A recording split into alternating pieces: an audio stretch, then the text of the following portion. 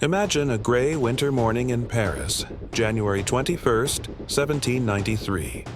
The air cuts like knives, but in the middle of Place de la Révolution, the cold is drowned out by a roaring crowd.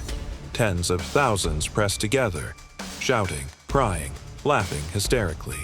Yet all eyes fix on one thing: a wooden stage with a towering steel machine, the guillotine. Not a common criminal would die that day. Not a thief, not a murderer, but a king.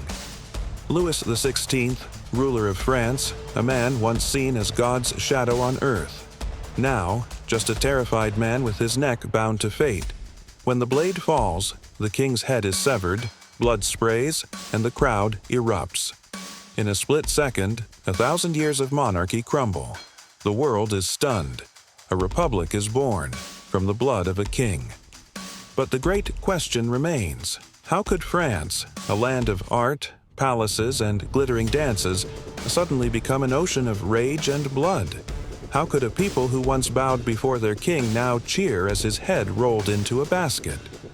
The answer lies in decades of decisions, crises, and tragedies that piled up like dry wood waiting for a spark. To truly grasp the French Revolution, we must uncover the shocking truths behind it.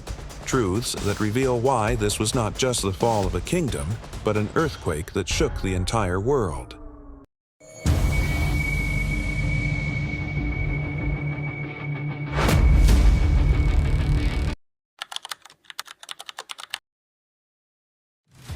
Before the Revolution, French society was divided into three great estates.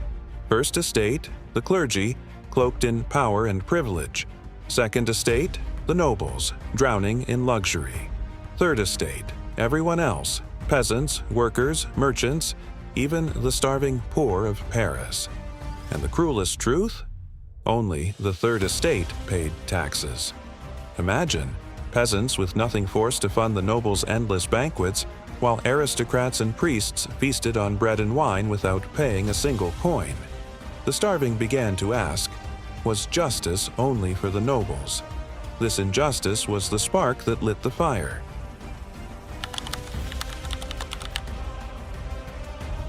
In 18th century France, bread was life itself. Without it, families starved. But failed harvests drove grain prices sky high. Bread became a luxury.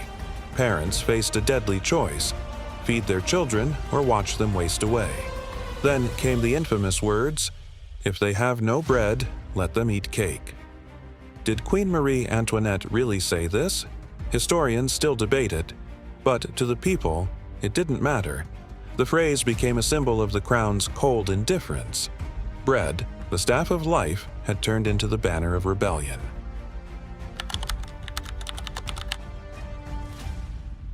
On July 14, 1789, thousands of Parisians stormed the Bastille.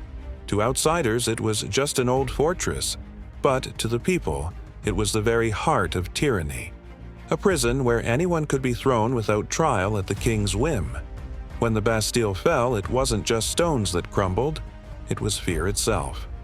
The victory echoed across Europe. Other monarchs trembled. If the King of France could be toppled, who was safe? From then on, July 14th would forever be remembered as Bastille Day, the birth of freedom.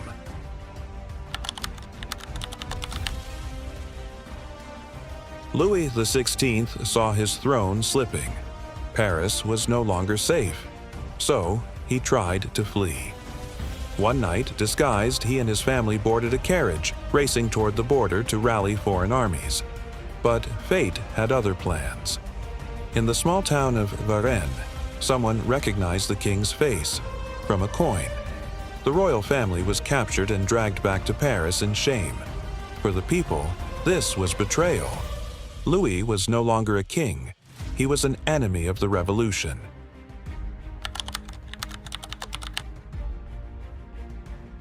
In the chaos, a new invention rose to power: the guillotine. Praised as humane, its swift blade was said to bring justice without cruelty.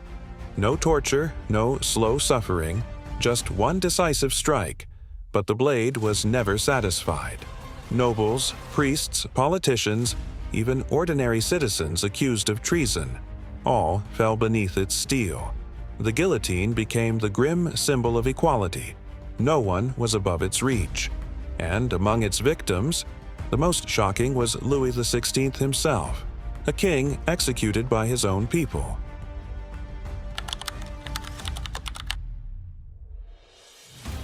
With the king dead, France declared itself a republic. Many thought freedom had arrived, but instead came something darker, the Reign of Terror. Led by men like Robespierre, Danton, and Marat, thousands were branded enemies of the revolution and sent to the guillotine. Ironically, many of the revolution's own leaders would be devoured by it, executed by the very blade they once praised. The people who once shouted for liberty now lived in fear. Any day could be their turn.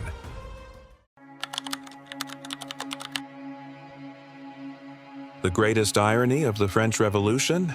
After the king's blood soaked the streets, after thousands of heads rolled, after the people rose for freedom, France still ended up under one man's rule. Not a king, but an emperor. His name, Napoleon Bonaparte. From a bloody republic, a new empire was born. The French Revolution was never just about a people rising against a king.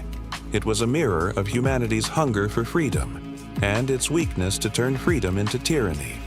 And this story had only just begun.